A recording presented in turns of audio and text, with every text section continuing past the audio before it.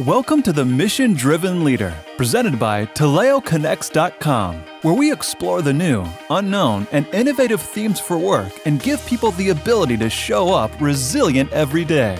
Here are your hosts, former Chief Knowledge Officer of NASA, Ed Hoffman, and partner and Vice President of Portfolio Management at Taleo, Laurel Sim.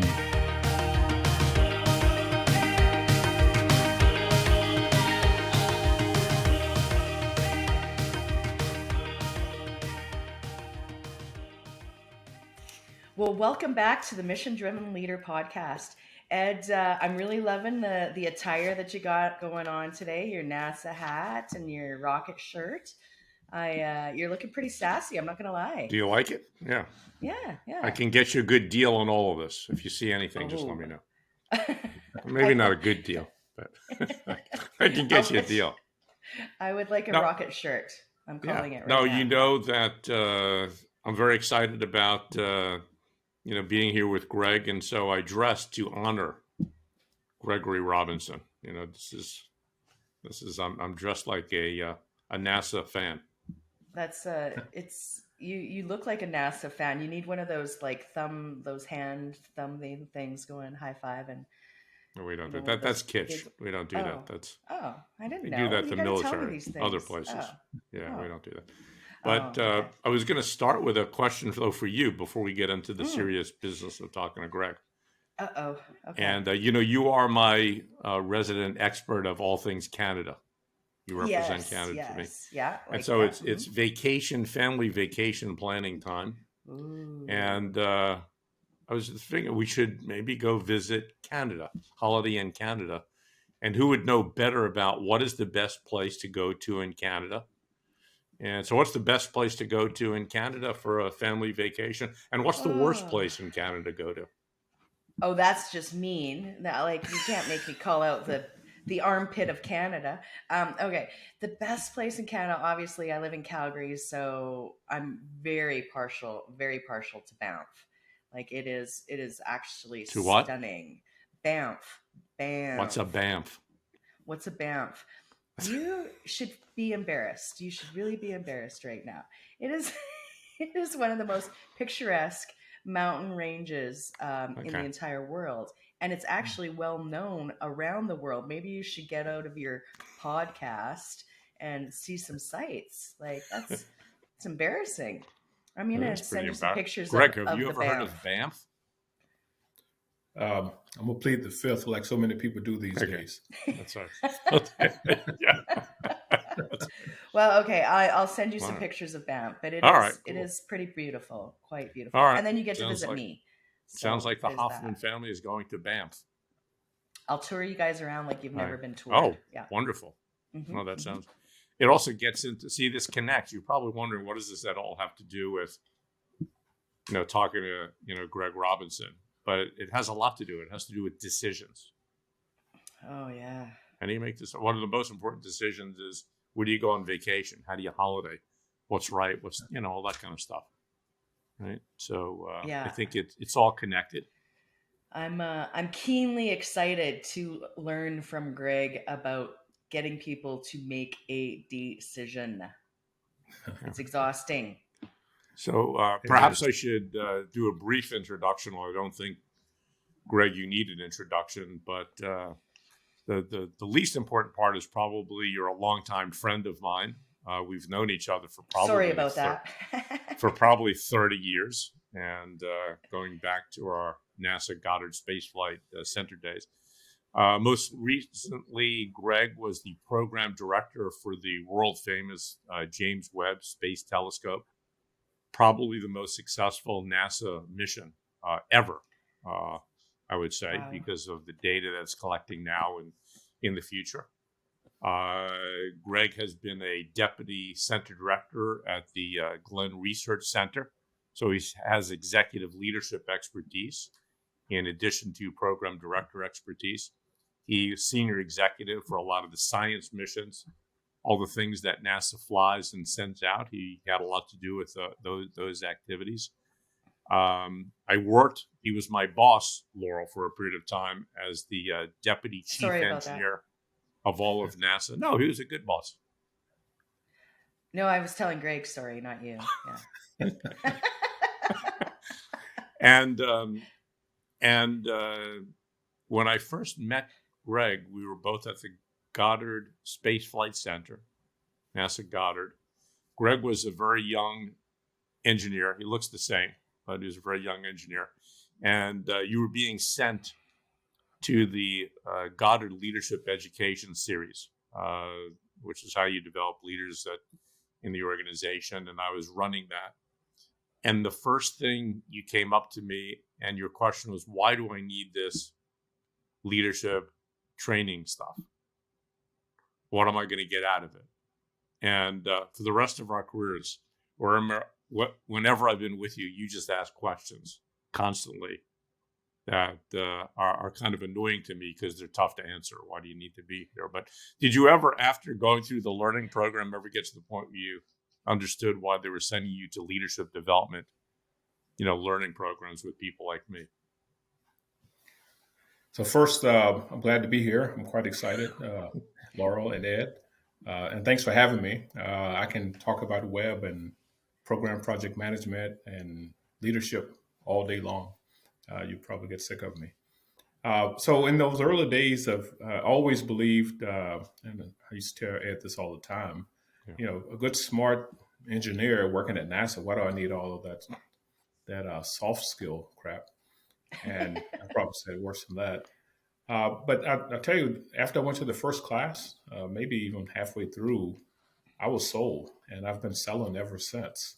I think a lot of the leadership skills that we may think we have inherently, and there are a lot for some of us, they still need some extra work. Smoothing out edges, learning new skills, new techniques. And of course, we have to live dealing with others. I mean, that's the biggest part of our jobs as we go up the chain and become senior leaders and executives. So many of those skills, they sound like cliche words today, building coalitions and collaborating, communicating. And there are techniques to all of those. And additionally, as you start to practice those in your real job, there's a thirst for additional training and development in some of those areas because you can notice gaps as you start practicing. Prior to that, I had no gaps, believe me, because I didn't know they even existed. So I think they're critically important. And lastly, I've said probably a few thousand times looking at other executive leaders, I think that guy or that woman needs to go to this training or that training because they need something in one of these areas. Is that a hint to us right now, Greg? Not yet. We'll see in a few minutes.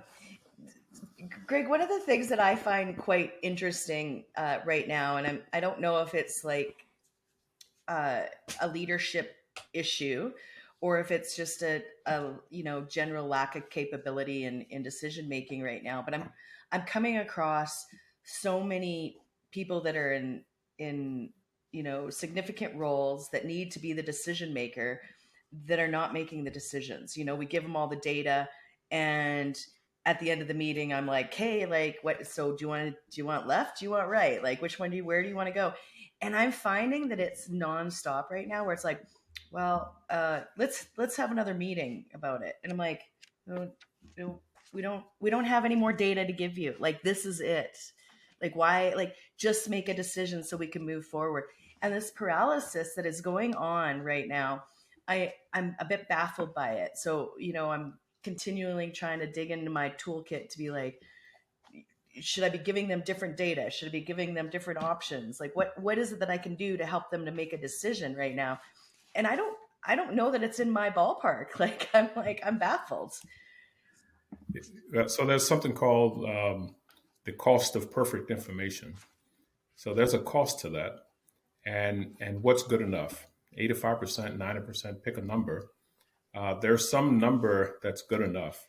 And how do you know when you have that as a decision maker?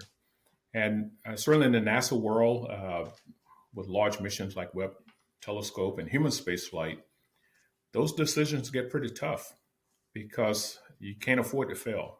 It's just not an option. So do you do that last bit of analysis? Do you wait till that last test result comes in? Do you go through another inspection? Do you do another full test of the system, which adds some risk as well?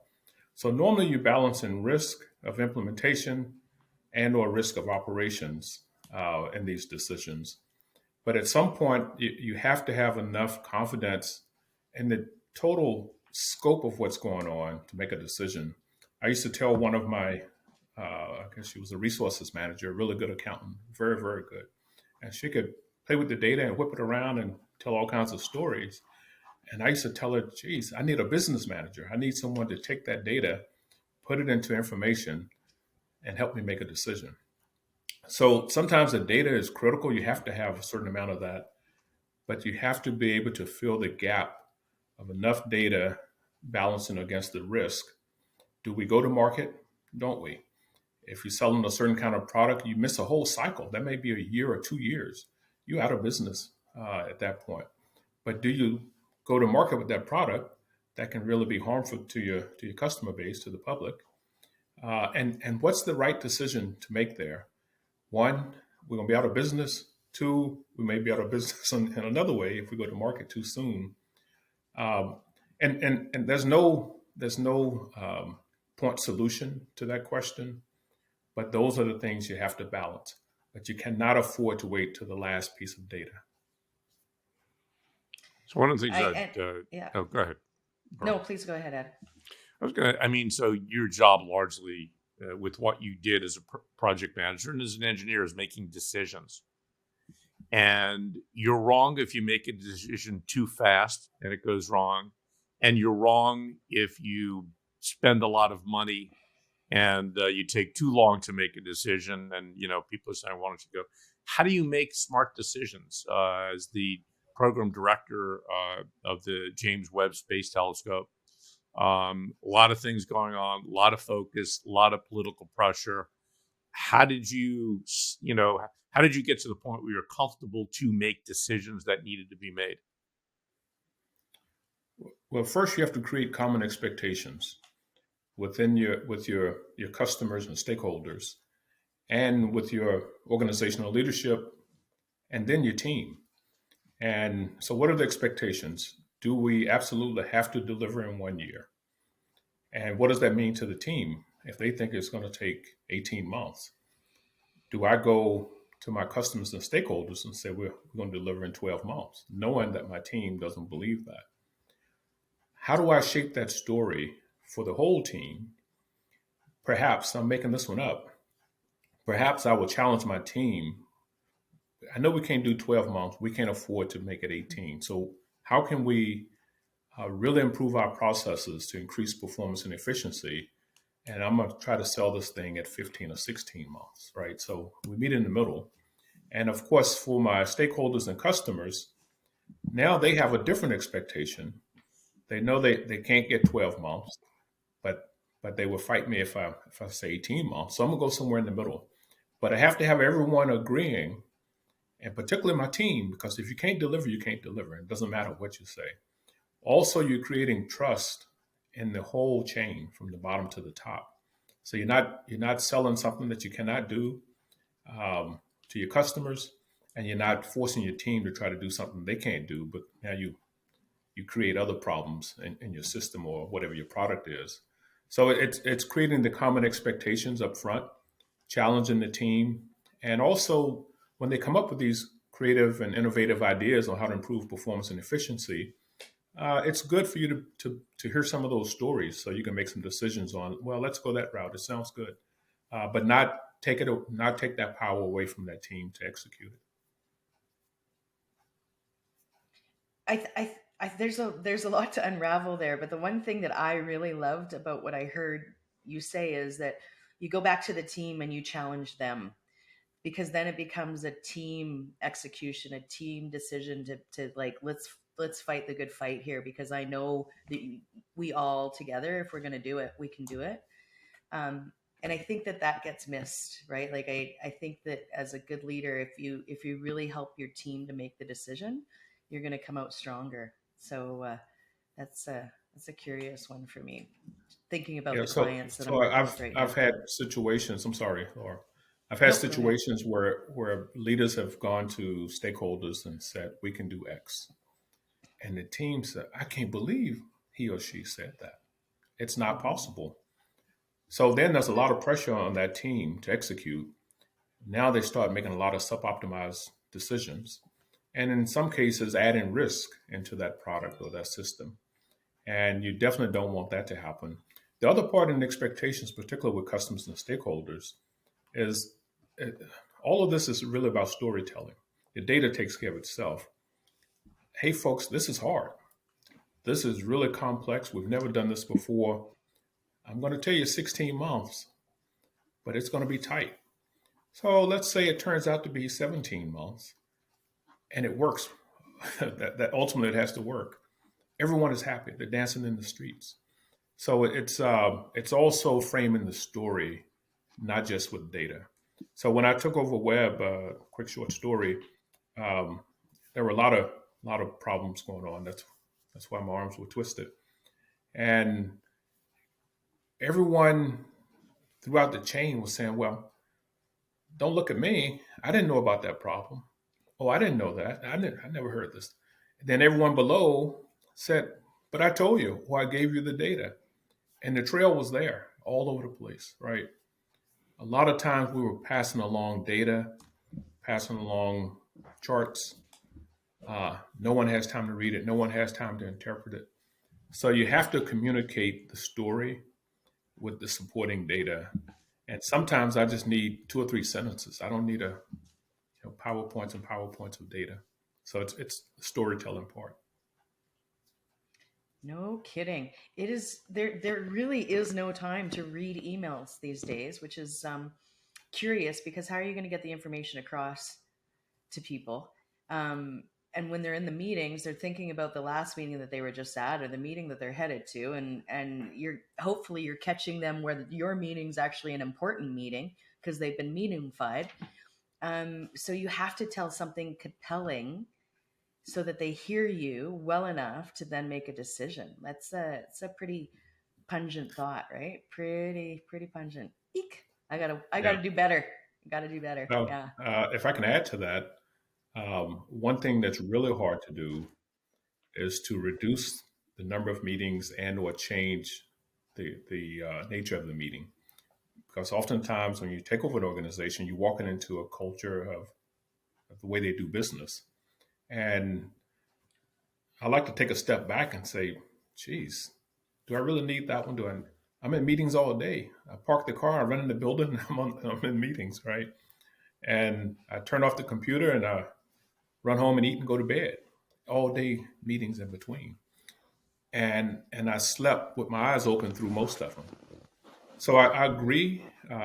Many of the meetings don't add value, but it's hard to cancel them, to eliminate them, and change the nature of them. And in my case, I did both.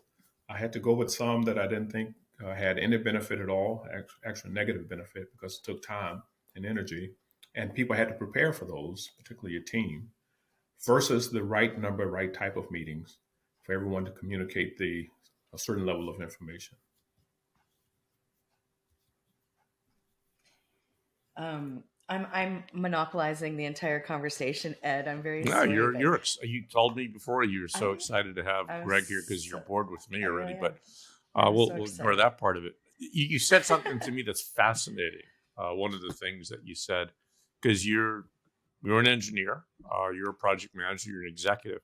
You said it's really all about storytelling. The data takes care of itself, and I would think that a lot of your colleagues would see that as maybe reverse. What made you a good storyteller? Where did you learn storytelling? How do you do it right? And how did you learn to use that as a skill? Because I think that's unusual. I'm not sure where I learned how to tell stories or effectively tell stories, I might say. Um, Certainly, I've had challenges where I've communicated to the team, to superiors, and a few weeks later, they said, "Well, you never told me that." "Oh, I didn't know that." I said, "Well, I told you." So along the way, you just try to come up with creative ways to better communicate, and particularly in those cases where, as Laura said earlier, everyone is running. Not everyone has time to read emails, and once you miss it, it goes to the bottom. You never see it again. Um, so it's really trying to improve on, I would say, bad experiences, and also continuing to improve on things that you know work very well. So again, some of my challenges were when I had to do the started quarterlies with OMB in Congress when I took over Webb, and in Congress there are four separate committees, two on the House side, authorization and approach, and the same two on the Senate side, and they never met together. I mean, that's a whole different story. You had to do all these separate quarterlies. Um, and they would ask detailed questions about how many days of margin. Well, last time you told us, you lost 5 days of margin. Now you're telling us you lost this, and they started doing math. And I had this issue internal to the agency with one of the senior leaders as well. And of course, at some point, it's pissing me off. You asked me to do arithmetic here with you, and this is not an arithmetic issue. We got some big fish to fry here.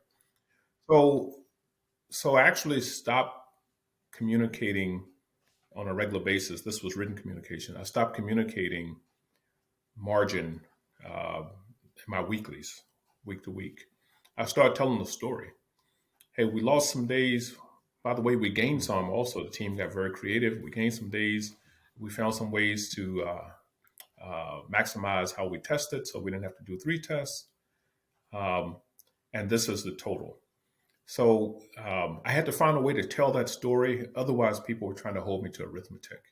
And it was driving me nuts because it was not an arithmetic linear activity. So that's just one example. And so I had to draw on a lot of things I learned in the past in order to communicate those stories. And certainly when you're talking to certain groups that have, I call it power and authority, you can't always fire back the way you really want to. And sometimes that's negative anyhow. So you find better ways to communicate. I will say, after a while with those quarterlies, even when the story was not so great, there was a certain amount of trust that I built up, a certain amount of confidence. Things are not looking pretty, but we still think we're okay because we know he'll make the right decisions. And by the way, he'll tell us if it gets worse. I did see that about you. I mean, when this is, again, we've known each other for probably over 30 years. And when you introduce a topic, you usually do a wonderful job of providing the context through kind of usually an anecdote or story. So there were times that, I'd typically be representing ideas around learning and development, right, with the academy. And then you say, okay, it's step back now. And you would explain the situation. And then you say, so how would we handle that? So I wonder, the other thing I've always noticed about you, you heavily emphasize your family in kind of maybe your inspiration, your ideas, your humor, your wife, your children, your grandmother. And I wonder if to a certain extent you became a storyteller from the standpoint of your family environment, telling stories and being comfortable sharing conversations and building relationships. I'm probably getting too much into the psychology thing, but I think you've been heavily influenced by your family. And that sometimes I think leads to taking time for the relationship, to step back, to discuss, to understand a situation through what's going on through story. Yeah, so I'll say 2 things. One is, and one of those development classes that we did years ago, can't remember which one, one of the, I say teacher, professor, I go back and forth on all these, but one of the teachers for that course would always press, so what? So what? She used to drive me nuts. I wanted to leave. And I do that a lot. So a lot of times my step back is, so what? Let's create the right context. Now, as far as family storytelling, and I have a lot of stories, particularly growing up. And I'll tell you, I have 3 adult daughters now. As my girls were growing up, after a while, when Dad starts to tell a story, I turn around, there was no one in the room. They would scatter. because they got tired of hearing me tell stories. And of course, sometimes now they tell some of those same stories because they really were listening, and sometimes I didn't think they were. Speaking of stories, we're going to actually have to just take a brief break, and then we'll come back because I do have a couple of other questions around storytelling and the validity of creating a good picture for conversation. But also, when we come back, I'd love to hear what your favorite book is. Ed's favorite book is Cinderella because he's got this fetish with glass slippers, which is kind of weird. But yeah, I'm pretty excited to hear. Oh, and the Smart Mission. Oh, right. I was going to hold that one up too, but I won't do that now. Subliminal. It starts to become uncomfortable. Yeah. So yeah. We'll go to commercial and we'll be right back. Thank you. We'll get back to the rest of the episode in just a moment, but first, a word from our presenting sponsor, TaleoConnects.com. As a manager, you know how important it is to solve issues right the first time. If you don't, you risk wasting precious time, money, and resources on things that could make the problem even worse. That is why at Taleo, we start by getting to the root cause of your specific problem, so that together, we can implement the solution that gets you the results you are looking for the first time. Taleo's unique approach to management consulting and resourcing is focused on building a community of experts that work together to help clients solve complex problems and find success in their businesses. We work collaboratively with you to implement the solution that will solve the root cause of your problem, not just the symptoms of that problem. From management consulting and project management to staff augmentation and resource recruitment, Taleo's trusted team can help you take your organization to the next level. If you're interested in learning more about how Taleo can help you overcome your organization's obstacles and take your business to the next level, visit TaleoConnects.com today.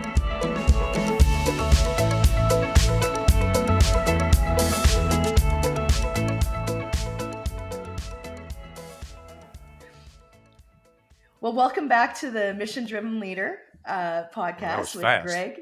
Oh, it's always so fast with us. It's like boom, boom.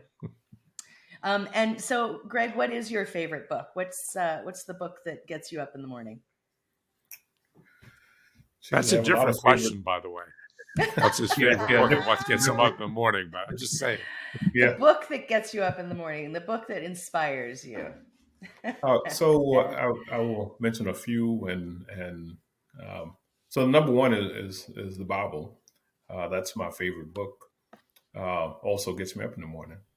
The other ones I won't say get me up in the morning, but some other favorites, and don't hold me to all the authors.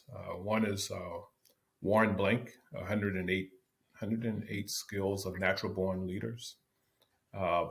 Somewhat provocative in one way: are leaders born or are they made? It's a lot deeper than that. And so that's one of my favorites. Another one, and certainly I forget the author's name, is Lion Taming. And I used to keep that book on my desk all the time for several years, and it created a conversation with people walking to my office. And basically, we're born. All of us are born lions, right? All of us roar, and we scratch and chase the food and so on. And then the question is, who's the most powerful, the lion or the lion tamer? And day to day, we're all, as lions, trying to tame all those other lions into a team. And you have to develop lion taming skills, know how to apply them and when to, in order to get your team working just like that tamer in the ring with the lion. Now, you know that when the lion opens his mouth and the tamer puts his head in there, it could be over, right?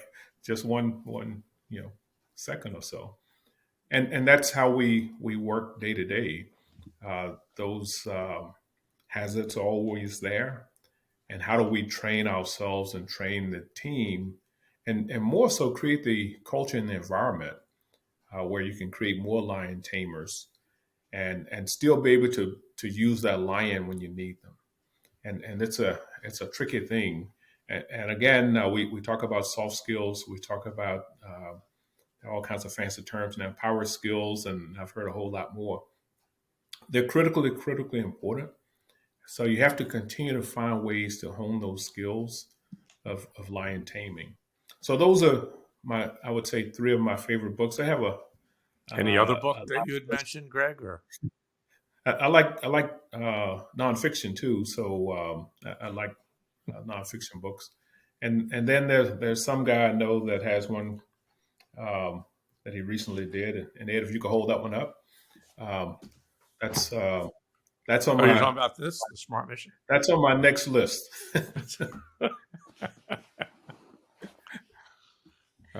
Laurel's going to fire me. I can see that look in her eyes. No, how did I get this guy? Who invited him to the party? But you did, Laurel. So I did, and what a just remind mistake. You that. I mean, what an opportunity it was.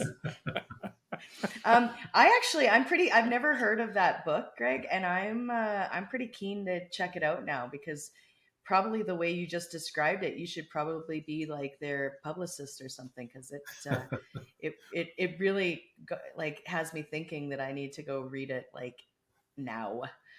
So I'll talk to you guys later. Yeah, absolutely. Okay, I'm going to change. We'll have a good discussion together. Yeah, so what do you really think of Laurel, Greg? Well, that can happen anytime, because we all know where that goes. I am going to change this and have us go down a slightly different path for a couple of minutes. Something that is driving me a little bit nutty is when people overuse certain terms, and it's the flavor of the month. And over the last few years, not even a few months, the term innovation is like overused. It's like, oh, we need to be more innovative, and yet they don't change anything of what they do. Well, we've got this innovation lab, so we were really kicking it back, but they don't use an innovation lab the way it's supposed to get used, right? And being in the role that you've been in, and seeing what you've seen, and making the decisions that you have to make, you have to be innovative. You have to have that space within your team, within the organization. And I'm curious your perspective on innovation right now, and help me not hate the word. So I'm okay with the word. We have to find some word or some words for everyone to rally around, right? It may mean slightly different things to different people, but you have to have something to rally around versus a long conversation to frame what that is. Sometimes people use the term stay curious, be curious, right?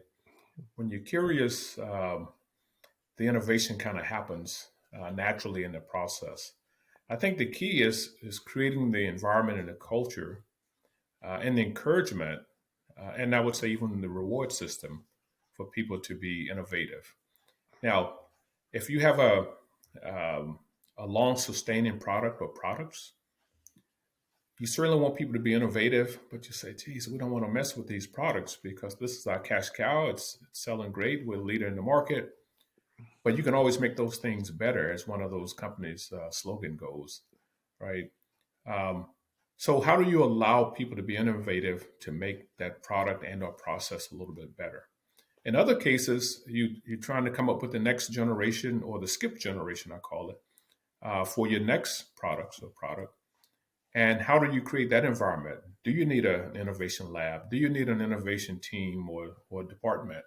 We know big companies have always had something that there's a common name, but it's different terms depending on the company, called Skunk Works, right?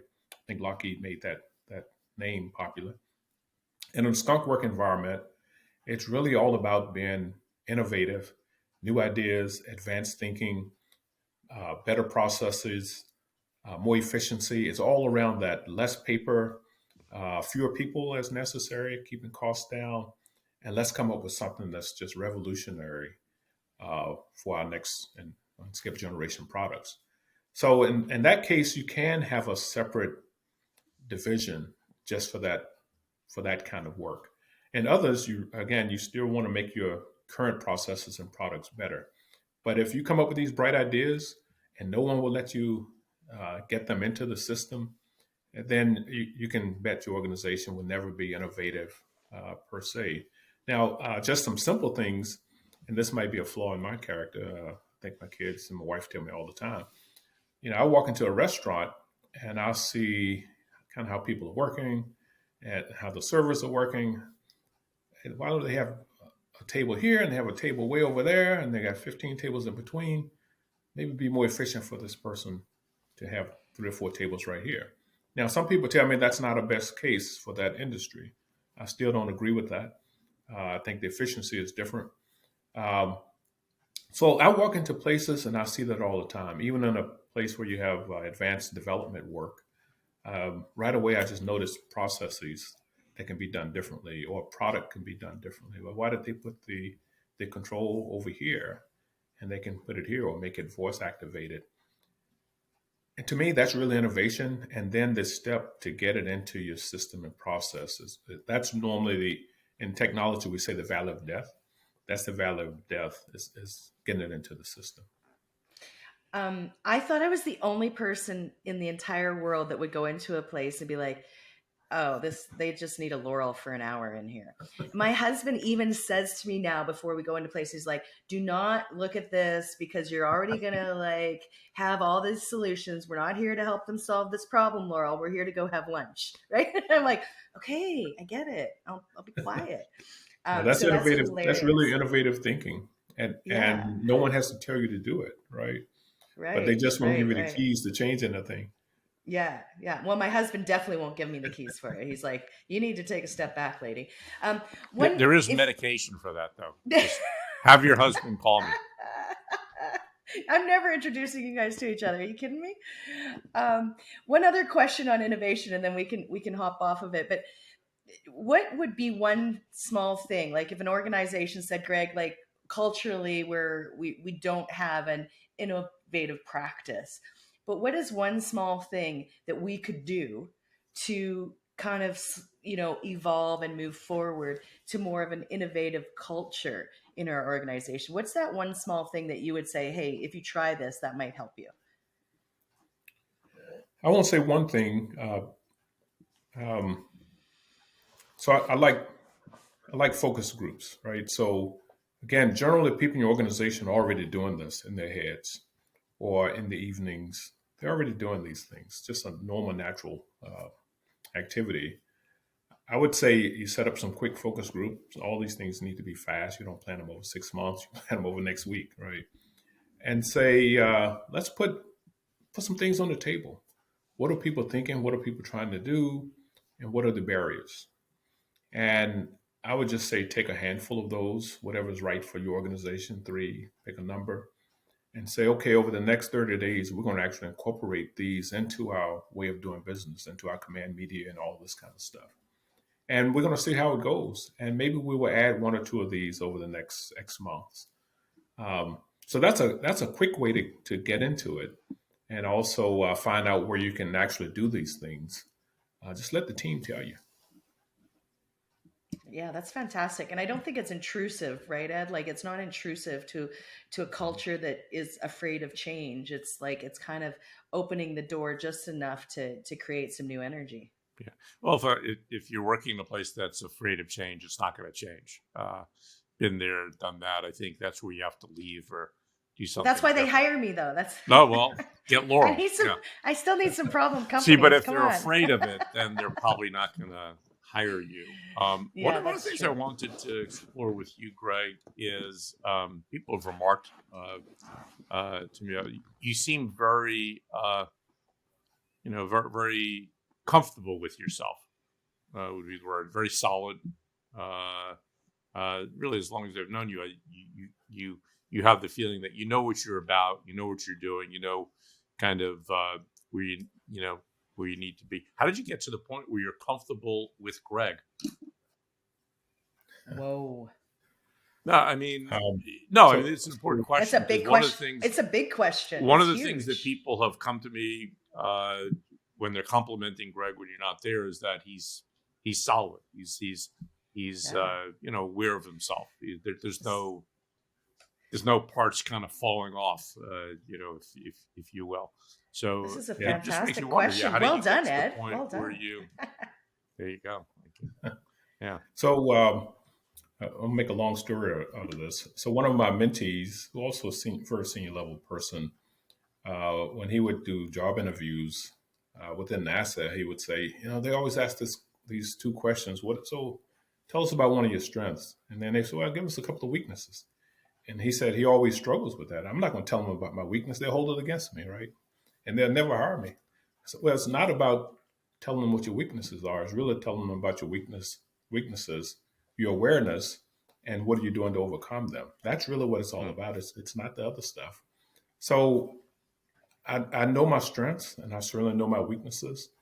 And I'm not afraid or ashamed to talk about either one. And also, I'm really big on using people around me who do know these things. So someone recently asked me to come speak at a major university, and they wanted me. It's from the optics department, right? So I'm not an optics expert. They said, well, Webb is really all about the big optics. Yes, it is, but I'm not the expert. I said, well, we don't want you to talk about the optics. We want you to talk about the leadership and how did you know all the challenges and so on. So in that case, right away, I said, I'm not your guy if you want optics, but I am if you want this other stuff. And I was going to refer someone else to them.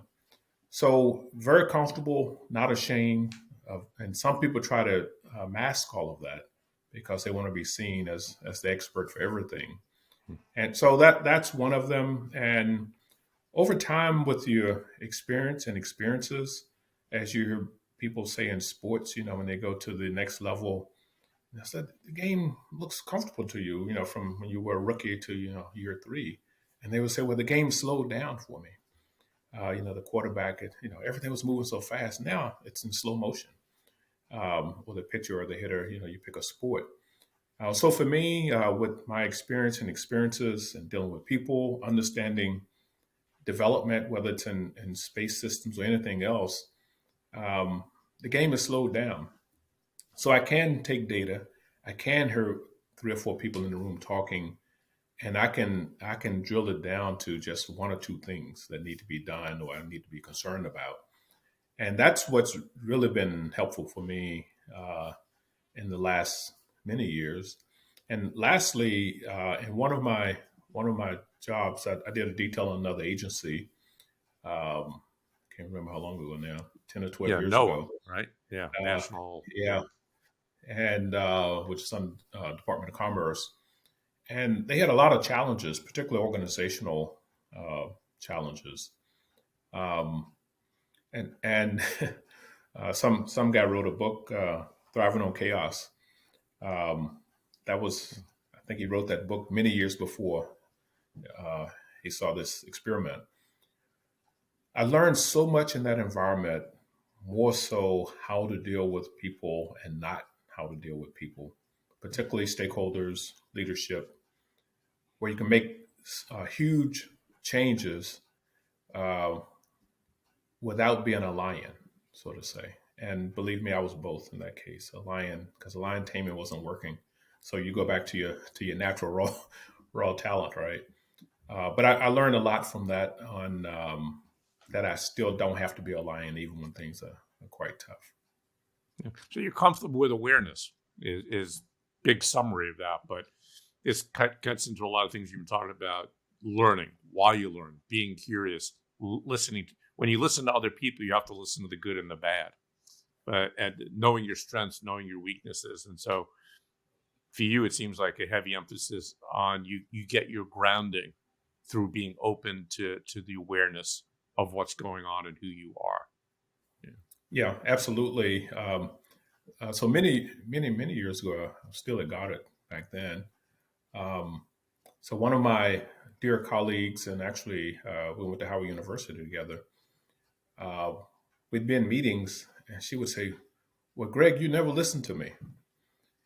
And then a few weeks later, she would hear me in another meeting saying exactly what she said to me in this broader meeting, not to her, but to the broader ones. And she said, oh, wow, you really do listen to what I'm saying. So now I will say that's an asset and a flaw. Oftentimes, even when I agree, sometimes I don't acknowledge on the spot, which is a flaw sometimes with my wife too, right? Sometimes she'll say something and I will add to what she said, And she sometimes takes it as, hey, you just criticized what I said. I said, no, I expanded the conversation.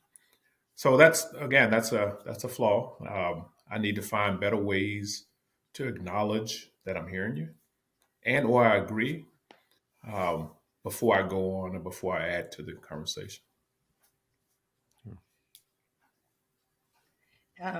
It's interesting how we have to relate to other people's perceptions of ourselves and how we choose to evolve ourselves so that perception gets removed.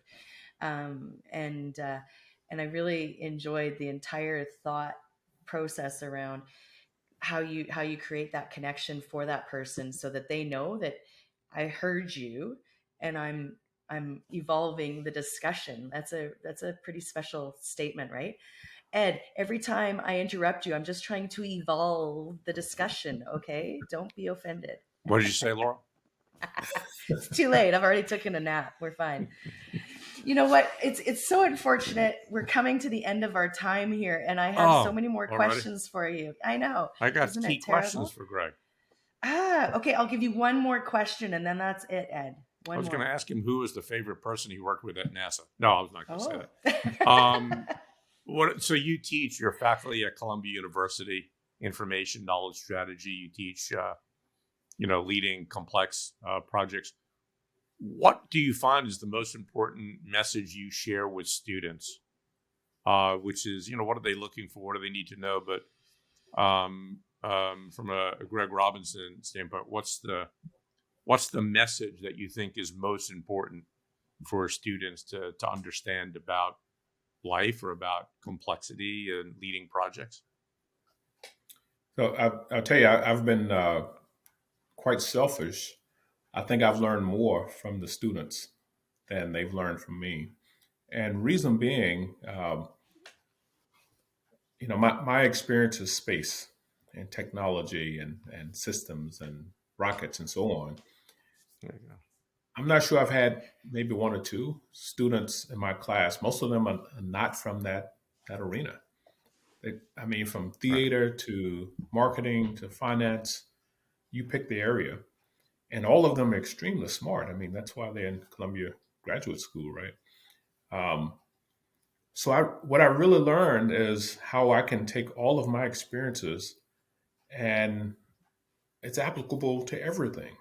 So all of these things we talked about today are transferable, regardless of industry, product, sector, and so on.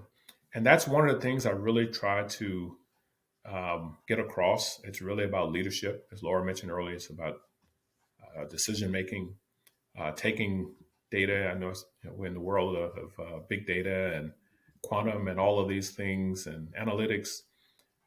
Take the data and turn it into what I call an information product or a knowledge product, and then make a decision and try to do that with some kind of haste, without rushing, if that makes sense. So those are the main areas I try to convey. I use a lot of case studies to help with that because situations are so different. In sports, I'm thinking American football here now. We often talk about Go Eagles. Yeah, that's one of them. We talk about down and distance. If you're the player on the field or the coach, what's the down, what's the distance, and what's the clock, right? So it's time, it's location, and situation, right? And you can change location and for something else. So what's the situation? Do I need to get this out by the end of the year? What's the environment? I'm not going to get any more money from anyone. And the list goes on. So what data do I need? The least amount that I need, not a whole lot, that can help me make a good decision. And so I use a lot of time with that. That's fantastic. And my head was nodding. It was like I had a bobblehead going because I connected with pretty much every point that you had. And I think there's a lot of value in having a lot of different industry experience or a lot of people around the table that have a lot of different industry experience to broaden conversation. I also think, from what you were saying, that case studies are the best way for us to learn from our past, to not make a mistake for our future, and really inform and educate others. But for some reason, we still make the same mistakes that the case study made, and I don't know why that happens. But it is a very interesting and, I think, good approach to get people to look at things that way. And obviously, I'm a huge sports fan, so I'm going to take that conversation about where are we at on the field and how much time do we have left and what are we trying to accomplish here? Because that was a great picture for me just there. Yeah. I think he's telling you that we're coming to the end of this. That's what it's a nice way for saying, isn't this going long? Oh, I thought he was just saying, hey, let's get another touchdown, Laurel. Thanks, Ed. Well, that's what I was saying. But we only have, in the case of Kansas City, we only have 13 seconds. So let's get another touchdown. Yeah. You can do a lot with 13 seconds if you're having the right people, right? That's right. That's right. Well, I have to thank you so much, Greg, and we could have went for so much longer, because what you bring to the table is a really calm and thoughtful approach to how you share information. And it reminds me, Ed, that we really need to bring someone on to educate us on storytelling. Like that's if you've got that in your pocket, somebody that educates others on how to tell a good story. I think that would be amazing, because that was. If you want it, we're going to do it. Yeah, that's it. We'll make that happen. That'll be a focus point. It's the right thing, the way Greg was sharing. So I want to thank you so much for spending the time with us today. Ed, what's the one key thing that out of this that you took away that you want to share with the audience? Plan the vacation in Banff. I mean, that's kind of what sticks out to me. And then if you're asking about the discussion with Greg, it's, I think, being comfortable being yourself, by trusting, listening to other people, by being aware as to what's taking place. And, that kind of sense of comfort then extends to other people. And then collectively, you can have success at things like the James Webb Space Telescope. It's a community. We're common. We work together. But it comes from that position of listening to each other. So you didn't think I was paying attention, did you, Laura? I can see that. I was like, how did he pull that one out? Hey, Greg? I thought he was Googling vacationing in Canada so he could find the mountain. I think he still is. Yeah. That's fantastic. Well, thank you again, Greg. I guess one last question for you is before we finish, is what is your superpower and how do you water it on a regular basis? We need to know before we end. How do we water you, Greg? That's You've probably never been asked that question before. I've never been asked that. There you go. I'm full of it. So I'm not sure what my single one is. We talked about one area. I'm very comfortable in my space and in my skin, and as one football player used to say, probably still does, I won't use his name. He used to say, "I love me some me," right? Not in an arrogant way, but I'm comfortable with who I am. I'm satisfied. I don't need to be taller. I don't need to be stronger. I don't need to be faster. And the other one that's really near and dear to my heart is I just love people. And I don't care walks of life, background. And we don't have to meet in my space on my terms. I believe in taking people where they are and we move forward together. That is fantastic. That makes me want to love me too. Laurel's going to follow you home now, Greg. I am. Laurel's going to follow you home. He didn't give me the address to his house. I think he already knows that I was going to follow him home. Yeah. So. I can see a request for a new podcast host. When you're in the U.S., sometimes we do have to make this conversation several hours. Yes, no kidding. Absolutely. I cannot wait for that day. Well, thank you, Ed, always. And Greg, I cannot wait until we get to talk again. I'm not going to lie to you. I've got a bit of a crush on you. And Now we're getting into dangerous areas. What a great day. Thanks so much for being part of the Mission Driven Leader. We're fortunate to have had you on the show and cannot wait till the next time we talk. Until then, though, next time. Thank Bye you. all. Thank you. Thanks for listening to the Mission Driven Leader podcast presented by TaleoConnects.com. Be sure to subscribe to the podcast and leave a review wherever you listen to the show.